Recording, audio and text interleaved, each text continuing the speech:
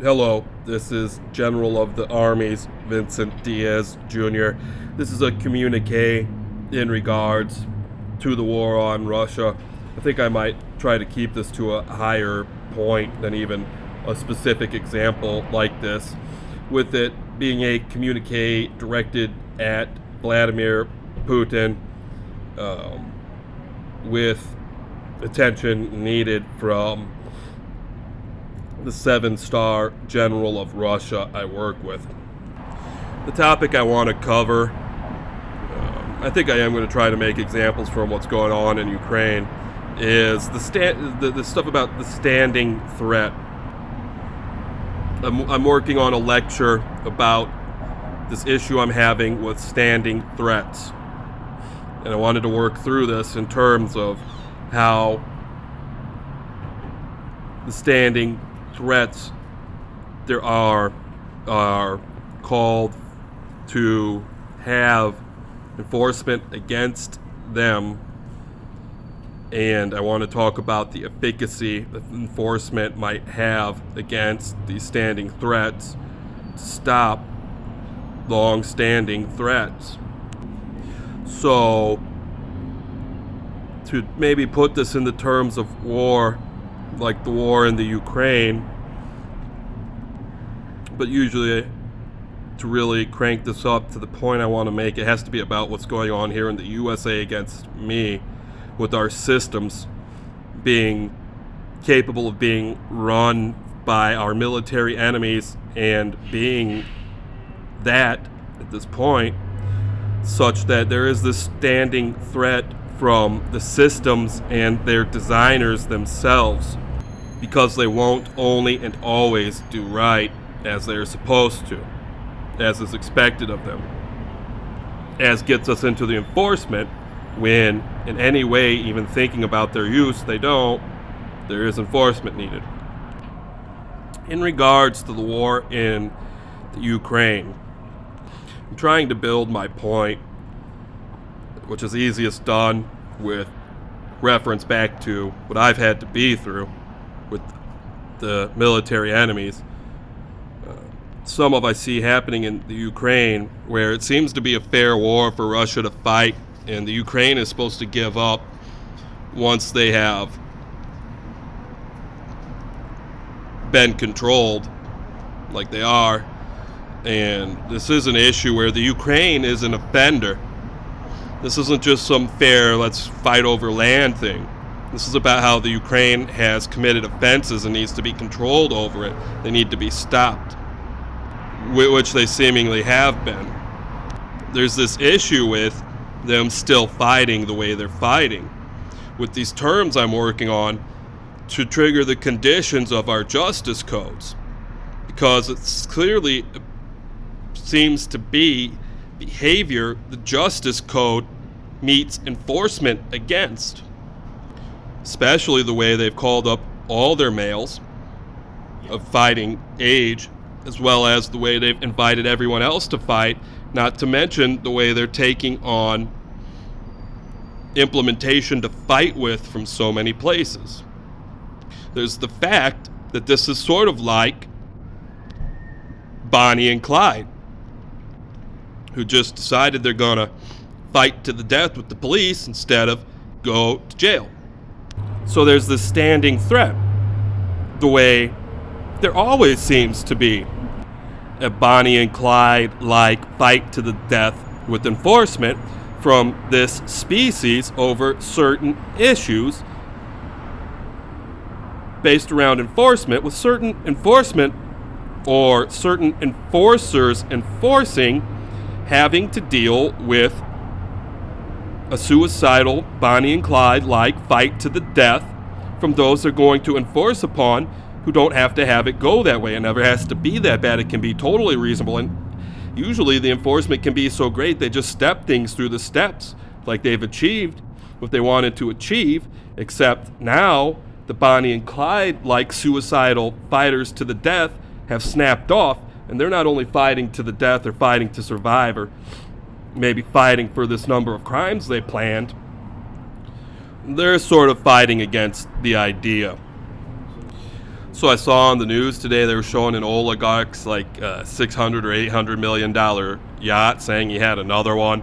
It's come to my understanding these people just need these things. Like, they just do work where they have to travel in ways that makes them need this. The way, and their travel deems with the work they have to do, like they need to work during travel. They need these yachts, and they might have more than one of them. And we're dealing with this case where I wish I had some of the terms where we busted down USA police, although I have to watch my Nazi agenda, because they wouldn't stop seizing property during drug raids or something like that, and they weren't supposed to, or they wouldn't give it back, or it wouldn't get back in a reasonable way. And we had some cases where this turned out to be theft by the departments. Usually something way higher. I shouldn't really call it that.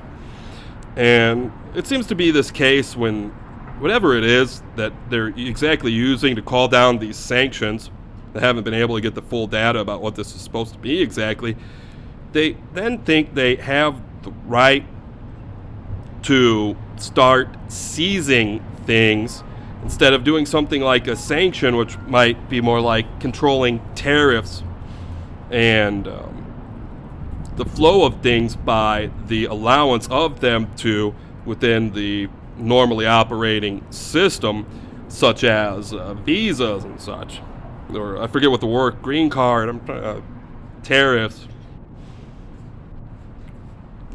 Next, while trying to uphold to the Nazi agenda to talk about the standing threat, I want to sort of talk about this this fraternal order tie of unionization, such that between fraternal orders and unions there are these extraordinarily strong linked networks where the fraternal order and the unionization is what's driving things, and it's not actually what's going on, like the work, like emergency services. And there's this standing threat about what it takes to achieve accountability. While this is in no way good enough, when these accountability issues are issues that we need to make it never can happen again. So this is breaking down into some of my basic theory as I try to hold to the Nazi agenda. Well, I'm trying to make this massive point about the standing threat, to try to make some terms to push this war over to some sort of World War III, or at least worldwide enforcement event. And I'm not supposed to say enforcement. I forget the term. And it's the case that we have a war of words, of a debate of words, of a debate of the war of words, so that when the debate of the war can settle things by debate, by resolving the debates with perfect answers, we don't have to have the war of words break out into a war of weapons. We can have debate and words settle it. Well, the words have settled it, but the problems won't stop without the seeming need for the war of weapons and the use of force against the problem in its forms, not just words, more like people. Well, in regards to all these riots we've had around the world, especially here in the USA, in regards to police violence and the need for police reform, I've settled everything. Like, the police reform is done. I've got it done. It's actually like a little parabolized chant of a line to yell at a riot or something to try to control it back down to something peaceful. We can only have policing that is ethical and legal in all the ways it wants to be. Enforcement of a code it needs to uphold against itself. We can only have always peaceful, prevention only policing. This simple term settles and dissolves all further and previous terms of what can be happening in policing, with us always having had thrown around the problems like the system murders people when it gets death penalty wrongs and gets someone innocent. Well, this is the end-all be-all of how everything is wrong with the way that system has run, and that system has almost never actually put resources, like all resources or an attempt at all resources, and done this thing to achieve the peace this is. So the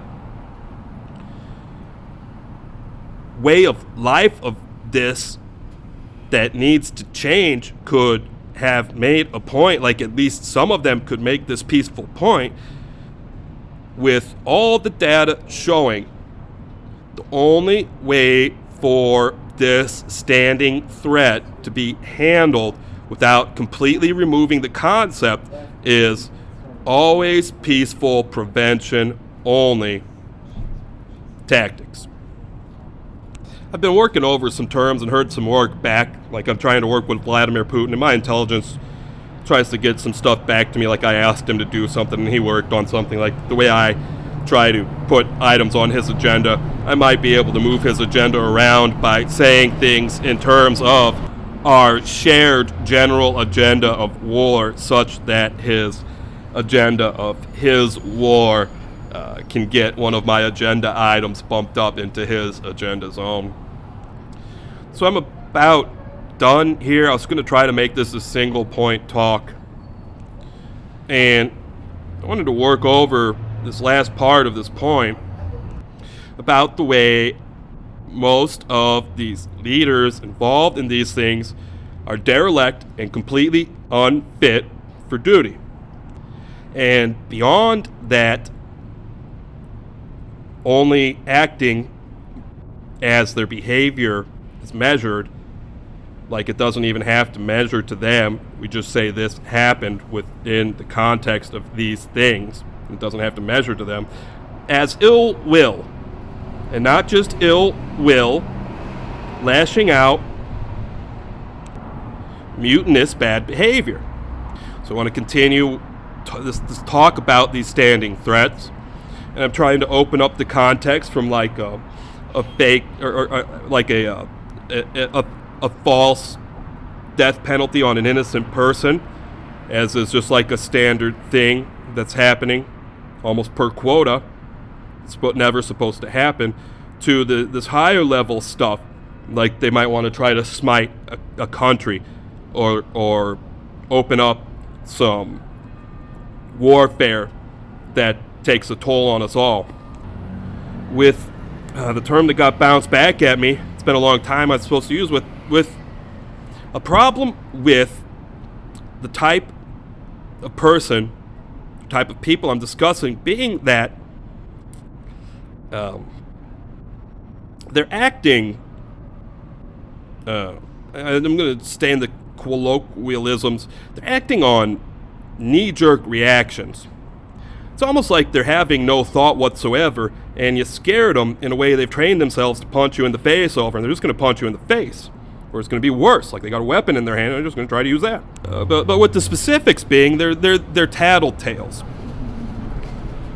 And I sort of want to call them narcs, but we don't have a good term, but they're crying wolf endlessly, while at the same time we can't even get them to acknowledge reality. It's almost like there's just certain things they can't say in their language, like we've had with class-based societies before. Except it's really not the case. Like, we know the base words like Russia is good and Russia is doing good are in the language, and they can say these things. So it starts to break down to be something more like they're disabled from saying things like that. So I'm trying to recite the UCMJ as I had the duty to read it when I was under attack at a U.S. military base in the USA back around 9/11. And it demanded I memorize it, and it did some really special things to me, like it linked me up to some special machines. I was at the base in a special place, like it could link me into some special technology to sort of do some godlike things when it sort of wanted to bring out the power of the God I had vowed myself to with that military through me, and for the need of what the book called for. All right, I'm backing down from the recitation. Maybe somebody else can get to it for me. I guess there's my order. Maybe I can order Vladimir to like read over the reading I had to do to sort of understand me or see how wars like that work, which are different, or maybe just sort of get into the specific book. I know it's not their specific book of military justice code, but it's supposed to be the universal book. The U standard for universal, as our UCMJ acronym works through two layers, where the UCMJ is spoken by most normal people, not actually referencing a printed book, referencing the master thought of the book, have it meaning uniform code, but as it's writ as a book, the book itself is the universal code. All right, so and I'm going to leave off with this final point about a standing threat. Like, you can just sort of look this up, and this might be the term I've sort of linked into for my studies. Like, I think, like, right within the book, there might be some terms like a standing threat. Maybe it's not a standing threat. Maybe it's like a remaining threat. Like, it's a happier time and we've mostly won, but there's still a remaining threat, like the artifacts they've left behind. And it's this thought exercise, and I need to reference the books, but I'm in such terrible shape at war I can't get to my books, of what it will take to remove the standing threat and the remaining threat of what I've been talking about. And what I'm grappling with is the way I'm taxed with genetic cleansing because we have this type of enforcement. And if I don't get any further input, I've got enough data from my research that I don't really have to focus on genetics of a species. This is a whole species problem.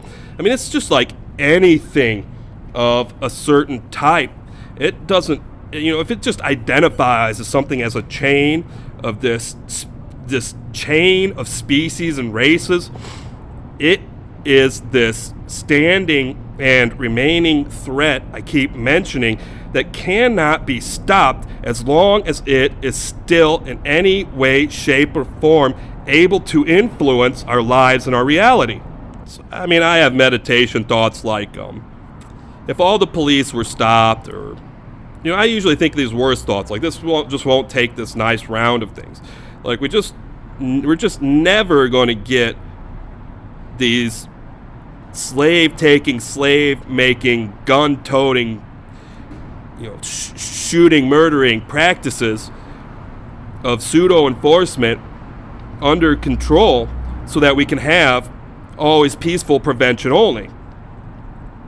And there's this top-level thing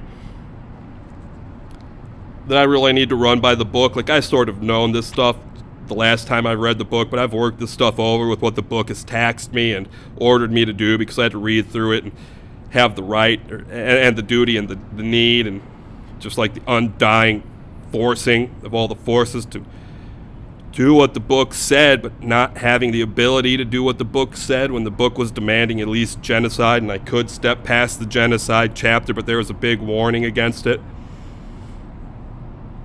And there's this problem. Like I'm talking about, it's just anything.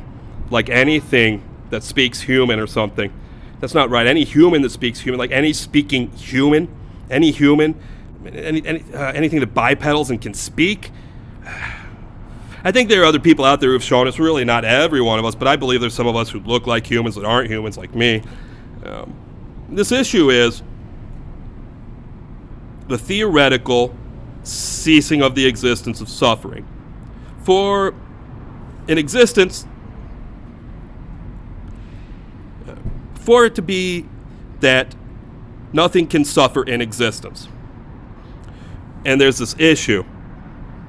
When trying to get agreement, I've never had it happen in person, in reality, or with this species I'm talking about. I've already had to bring up on penalties far before having this theory. And this is this grandest sort of a standing and remaining threat. Like, I may sound like I'm losing it a little bit, like the books sort of talk about when you're going to sort of like rip out all the artifacts and have to look at the enforcement against yourself for falsifying history and stuff, because you're trying to rip stuff out of it to protect people. There's this standing and remaining threat of the suffering being caused within the confines of this system that won't let us have an existence in which nothing can suffer, as if we could just have a simple, easy button to press to do it. With the most egregious of behavior, and it in no way being a debate over what's right and wrong here, or what's going on within the justice codes, and having these misrepresentations of moral or ethical behavior, or even things being called justice, with that always demanding the agreement that we can have existence in which nothing can suffer. Like, that's what we're trying to achieve. And having our actions always prove that, with our actions never causing suffering within our control. Like, we can just stop doing things to stop that and see where the blame lies then to try to fix it or change things to better. So I guess I'm ordering Vladimir Putin to try to read through the UCMJ or his UCMJ, checking over these highest level terms like the suffering term, standing threat, remaining threat. And I just sort of need some counseling. Like, I've been through this Helsinki hostage taking and Stockholm crisis style hostage taking and all these hostage takings, and having started training with the 7-star general over me, he's opened my eyes, so I'm not sort of fooled and broken and undercover saying that these people attacking me with the hospitals and the police are attacking me with the hospitals and police anymore, because he's sort of pandemic the world and broken things. So I know it's not them anymore. They won't follow proper procedures, so it counts as them. You know, I've been very heavily trained. We used to just endlessly just pound it into people's minds what it takes to actually be like a real doctor or a real cop. And it's just, you know, I'm totally broken. I know all those things. I know how to spot the fakes. All of them are fakes now. And as stuff goes down, it's just a sad movie you wouldn't even accept as representing these forces if in the movie they were going to try to tell you, like, this is the real police of this place, instead of sort of telling you, like, these are the bad guys running the this or that, like you're supposed to see it from, like, them just trying to do that, and they're going to try and pawn it off like it's actually the real deal. Let's see, I had one more point. It's dropped out of my mind about the order I was trying to give.